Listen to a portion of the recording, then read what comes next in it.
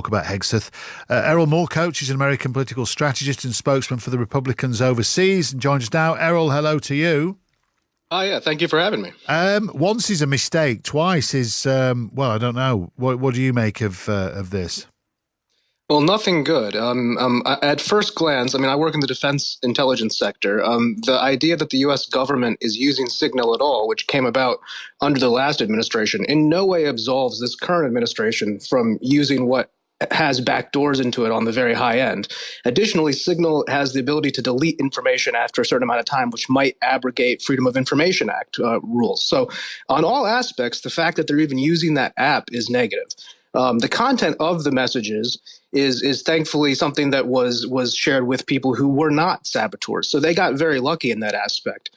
So as far as the use of the app, the people included the journalist accidentally and texting his brother and wife, there's nothing positive about it. But that isn't the sort of the entirety of Pete Hegseth, or who he is as the head of the Defense Department. You have to look at the recruitment numbers, which just this month broke 110%, and we're at 85% of our recruiting goal already 5 months into the year. This is an army that had no interest in it for the last 4 years. He did things like bringing back the 8,700 servicemen who had been discharged due to vaccine mandates. So he's got that warrior ethos, and young men want to join and fight in his military. Additionally, you see what he did, despite texting the wrong people about it and being unprofessional. He did wipe out these Houthi rebels, and that opened up the Strait of Hormuz, not for America, who's not even in the top 5 users, but the top user is China. Second would be the EU via Germany. Third would be Japan. So that's what we're looking at Pete Hegseth on. But certainly on the Signal thing, it's not professional. It's not how they should be conducting it. And he definitely, I'm sure, will not be doing that going forward. Well, yeah, I mean that's the point, though, and I appreciate there you're listing some that his supporters would say were decent achievements, but it ultimately he remains a liability, does he not? Because potentially there's a disaster waiting to happen. Well, then we have to go into the meat of the messages. If he had been sharing exact strike coordinates with names and very highly classified things, maybe we could have that discussion. But this, if anything, looked like very sophomoric bragging to his brother and wife, and I guess this lawyer fellow, just in general. So, in some ways, yes, they got lucky that this wasn't about a serious foe. But this isn't the way that they're going to conduct themselves going forward. And I think that it's something that he's been able to redeem himself for with his, fastidious work as defense secretary with this withstanding. But I concede that it would cause anybody who's a detractor of him, who, by the way, most of the Democrats are, who are, quote unquote, putting the pressure on him. They're also the ones who didn't vote to confirm him. So it's not like there's a lot of change there. There certainly is ammo for our opposition and something that we need to admit is wrong, and he won't do it going forward, I'm sure. No, and that just finally on Hegseth then, how many strikes does he get? Because Donald Trump said on Monday he's doing a great job, so that's what he said. In baseball you get 3. Yeah. So I guess he's got one more. If he does the same thing again, yeah. I think there will be calls domestically within the party for him to be removed. Yeah. Put the phone down, Pete.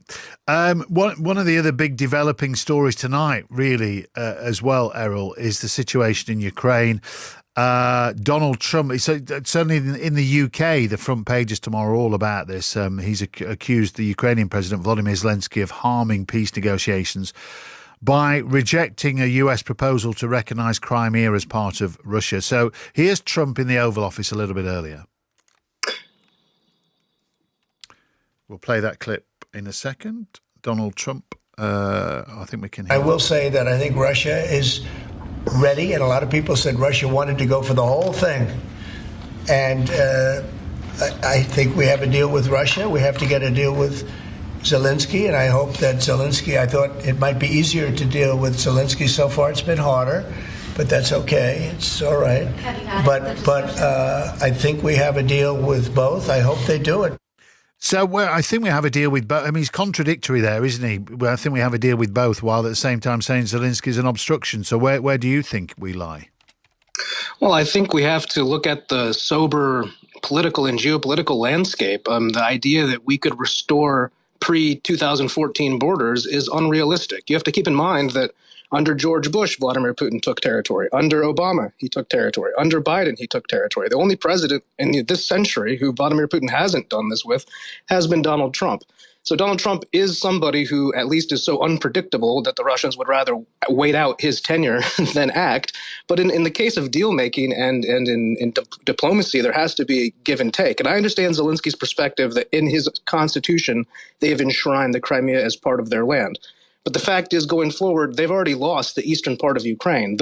Russia's not giving that back. So the idea they're going to give back Crimea isn't possible. And therefore, it's an obvious blockage of this diplomacy effort. And Donald Trump and Marco Rubio both have said if there's no inroads here, we're willing to walk away from trying to do this. So if Zelensky is going to be serious, he can't be asking for return of Crimea. To do that would require an entire European American force. And I think Alfred Lord Tennyson wrote a poem about the last time this occurred.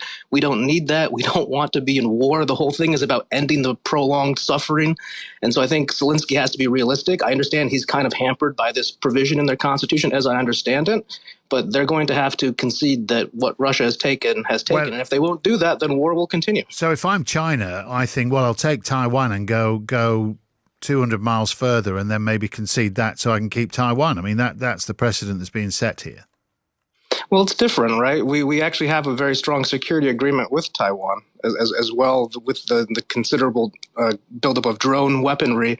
The concept of defending that area is become more and more catastrophic. It certainly isn't a good signal to anybody when the good guys, I guess you can say, have lost. But if you look at it from a pragmatic standpoint, there's $20 trillion of resources under the east of Ukraine.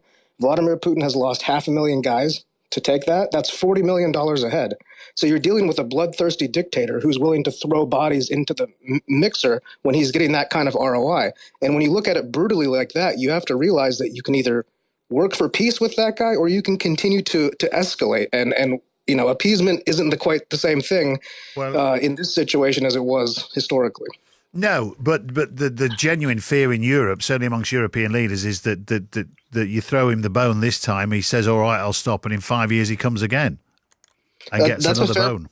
Well, that's a fair point, and I think that further enshrines why the U.S. Economic zone that they're trying to build with the Ukrainians at a 50-50 deal, by the way, which is incredibly generous and a way to build the Ukrainian economy, in addition to maybe the Europeans putting some sort of defense force, although that's not being super well received. I think the economic connections and attention to Ukraine going forward is going to be the only way to stop this, because in the end, they lost this war that started in 2014, if you really go back. And it's not very great when you lose a war, and losing has consequences. And now those consequences need to be either ameliorated or we can continue to have further consequences. Yeah, I guess they would argue that they've not necessarily lost the war. They've indeed protected mainland Europe from a further incursion from Russia.